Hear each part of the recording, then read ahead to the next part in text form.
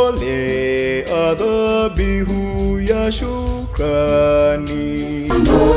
Sisi wana mama kwa mwanao Yesu, kwa amani kamtumikie Kristo Bwana wetu. Uzima wangu mimi salama, ninakuabudu, tajilaza kifuni, unihurumie. Kilio changu, mfalme wangu na Mungu wangu, mchungaji mwema, mfalme wa amani na utukufu.